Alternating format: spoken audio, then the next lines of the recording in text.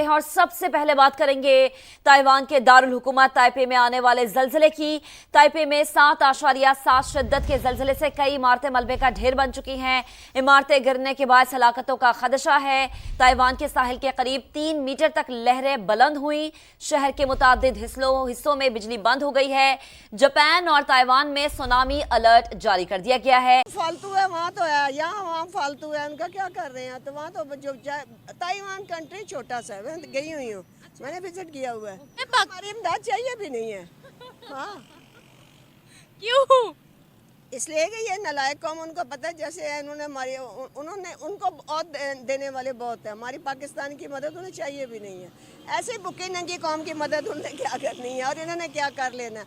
वो ऐसे बुकी नंगी कौम को नहीं देखते। यहाँ आपको पता है किस कदर फेक हर चीज़ चल रही है। भारत जो है ज़ाहिर है, वो तो आपको पता है हमारा दुश्मन भी है और वो उस वक्त हमारी जो है कमज़ोरियाँ ढूंढ रहा है। उस वक्त उसके हाथ सबसे बड़ी कमज़ोरी यही आ रही है, वो इनको हमारे जो हुक्मरानों को नाअहली को साबित करने के लिए वो हमें छाल रहा है। वो किसी की मदद करेंगे तो हम उछल जाते हैं, वो अपनी कंट्री में कोई डेवलपमेंट करेंगे तो हमारे खिलाफ साजिश हो जाती है। भाई वो क्या करे, वो अपनी कंट्री के लिए हर काम करते हैं, हम समझते हैं कि हमें बदनाम करें। तो आप भी तो अपने लिए फिर काम करें ना। आप भी जहाँ तक लगता है कि इंडिया का ये है कि वो चाहे उनके दिल में जो मर्जी हो, मुस्लिम्स के लिए या जिसके लिए भी मुझे नहीं पता, आई डोंट नो, वो तो उनका अपना कम है, लेकिन वो स्माइली फेस हैं, दूसरों के लिए सोचते हैं, एटलीस्ट शो करते हैं। शो करते हैं, वो किसी की मदद करे तो वो शो करते हैं, वो मुसलमानों के लिए फैसिलिटीज दे तो वो दिखावेबाज है। वो क्या करे? मैं ये नहीं ताइवान का विदेश मंत्रालय लिखता है कि हम काफी भावुक हैं पीएम मोदी के इस संदेश से। उन्होंने कहा, आपकी संवेदनाएं इस कठिन घड़ी में ताइवान के लिए काफी महत्वपूर्ण है और इसके लिए हम आपका धन्यवाद देते हैं, भारत का धन्यवाद देते हैं। हम लगातार खुद को मजबूत बनाने में जुटे रहेंगे।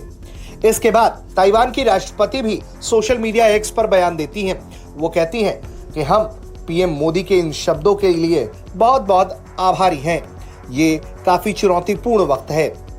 आपकी भावनाएं, सद्भावनाएं इस मौके पर हमारे लिए बहुत हिम्मत देने वाली होगी। ताइवान पूरी तरह से अपनी रिकवरी की तरफ देख रहा है। ताइवान के हवाले से ताइवान में बहुत बुरा जलजिला आया है, अर्थक्वेक आया है जिसका मैग्नीट्यूड 7.7 है। बहुत वहां पर तबाही हुई है, बिल्डिंग्स गिरी हैं, लोग मरे हैं। इसी में सबसे पहले दुनिया में जिसने मदद की ऑफर की है वो है भारत।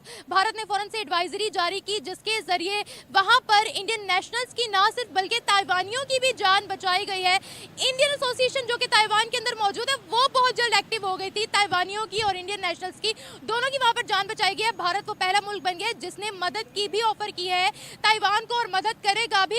जय हिंद दोस्तों, स्वागत है आपका हिंदुस्तान वन में। तो दोस्तों, ताइवान में बुधवार को आए प्रलयकारी भूकंप में 9 लोगों की मौत हो गई है। साथ ही कई इमारतें भी क्षतिग्रस्त हुई है। यहाँ की 2 खदानों में तकरीबन 70 मजदूरों के फंसे होने की बात भी सामने आई है। इस बीच भारत के प्रधानमंत्री नरेंद्र मोदी ने ताइवान के भूकंप प्रभावित लोगों के प्रति एकजुटता प्रकट की है।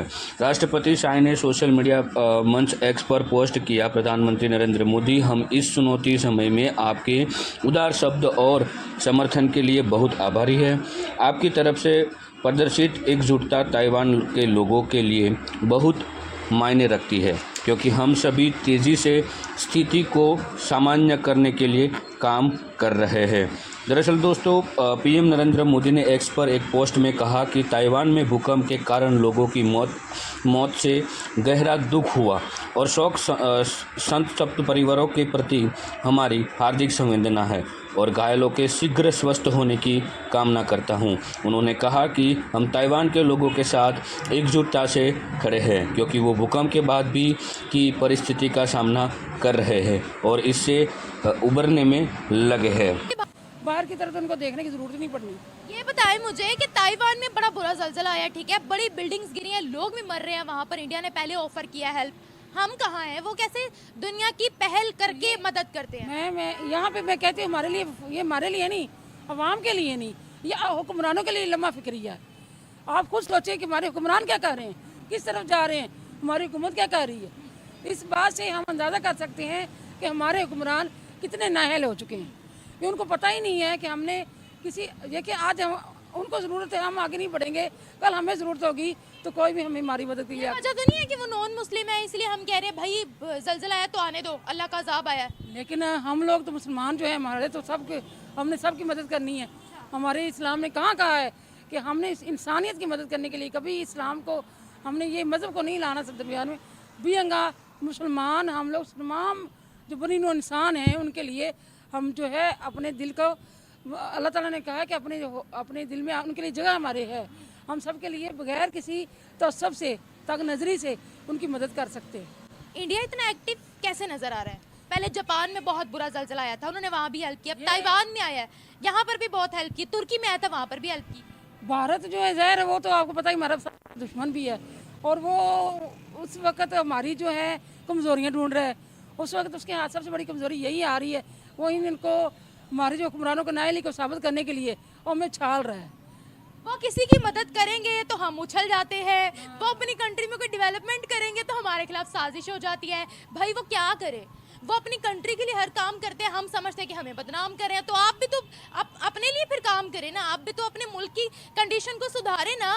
वो कैसे करें? जो हमें दावत फिक्र दे रही हैं हुक्मरानों के लिए, अब मैं और आप हम तो सिर्फ बातें कर सकते हैं ना। वो मदद करते हैं, वो सबसे ज्यादा एक्टिव रहते हैं, इसीलिए उनका दुनिया में सबसे ज्यादा नाम है। तो मेरी जो इस वक्त हमारी वज़ीर आला बनी है माशाल्लाह चीफ मिनिस्टर साहबा मरियम नवाज साहबा से, और हमारे जो है वज़ीर आज़म से मैं तो यही अपील कर सकती हूँ, खुदारा आगे बढ़ें, इनकी मुसलमान भाइयों की भी और जो मुसलमान नहीं हैं उन सब की मदद करें। और आज हम अगर किसी के आड़े वक्त में काम नहीं आएंगे, कल को हमारे मुल्क में कोई मसला हुआ हमारे काम किसने आना? कोई भी नहीं आता। सिंसियर है अपने लोगों के साथ, और पाकिस्तान 25 करोड़ अवाम का कुछ नहीं बन रहा, ना कोई हाल है। और ताइवान के जो पाकिस्तानी नेशनल ताइवान में उनके ये मदद करे, ये इतने बेहिस हैं, ये इतने बेगैरत हैं, मैं बेगैरत ही कहूँगी, ये इतने बेगैरत हैं। मदद तो कहीं रह गई, इन्होंने अपनी मदद ही नहीं करनी। बाकी जगहों में तो पाकिस्तानी है, उनका क्या हाल करते हैं। ये जो हमारे सफारत खाने बने हुए हैं ना बाहर, ये पैसे बनाने के लिए और अपनी शो ऑफ के लिए हैं। कोई पाकिस्तानी किसी का काम नहीं करते। आप यहाँ भी सफारत खाना देख लें, बस अपनी टॉर के लिए बने हुए हैं, वैसे तो कोई काम पाकिस्तानी बेचारों का करते ही नहीं है। यहाँ इतनी बेहिसी है, वहाँ क्या करेंगे। और रही मदद उनको पहुँचाने की बात, वो कभी भी नहीं पहुँचाएंगे, ये भूखे मर रहे हैं। IMF ने इन्हें तगड़ा वो दिया हुआ है जो पैकेज, और वो कहते हैं ये चीज़ें महंगी करो, और ये मजबूर हैं। अब आगे ये फेक किस्म की गवर्नमेंट है, जाली गवर्नमेंट 47 पे आई हुई, 47 फॉर्म पे आई हुई। इसने क्या करना है आप मुझे बताएं, इन्होंने क्या करना है? कुछ नहीं करना। हमारे जो है ना पाकिस्तानी बाहर, ये समझते हैं वो फालतू हैं। यहाँ वहाँ फालतू है, वहाँ तो है, यहाँ वहाँ फालतू है, उनका क्या कर रहे हैं? तो वहाँ तो जो ताइवान कंट्री छोटा सा है, मैं गई हुई हूँ, मैंने विजिट किया हुआ है। वो बड़े मेहनती लोग हैं, और छोटा सा है ताइवान, बड़ी तरक्की की है उसने, स्पेशली कॉटन एक्सपोर्ट में उसने बड़ी तरक्की की है, इलेक्ट्रॉनिक्स में बहुत आगे है। इतना छोटा सा मुल्क है पाकिस्तान को, उससे ना सबक हासिल करना चाहिए कि इतने छोटे मुल्क ने तरक्की। अच्छा उनके पास वसाइल नहीं है बिल्कुल ही, फिर भी वो मेहनती कौम है, टेक्नोलॉजी पे बहुत आगे जा रही है। उनकी जो है एक्सपोर्ट्स वो बहुत ज़्यादा है, कॉटन की मटेरियल बनाता है वो इतने ज़बरदस्त है, चिल्ड्रन क्लॉथ, दूसरे क्लॉथ बहुत ज़्यादा है, वो बड़े मेहनती कौम है। ये बताएं हमारी इमदाद चाहिए भी नहीं है। हाँ क्यों? इसलिए कि ये नलायक कौम, उनको पता है जैसे इन्होंने हमारी उन्होंने उनको बहुत देने वाले बहुत है, हमारी पाकिस्तान की मदद उन्हें चाहिए भी नहीं है। ऐसे बुकी नंगी कौम की मदद उन्हें क्या करनी है, और इन्होंने क्या कर लेना। वो ऐसी भूखी नंगी कौम को नहीं देखते। यहाँ आपको पता है किस कदर फेक हर चीज़ चल रही है। आप रमज़ान में देख रहे हैं कितनी महंगाई है।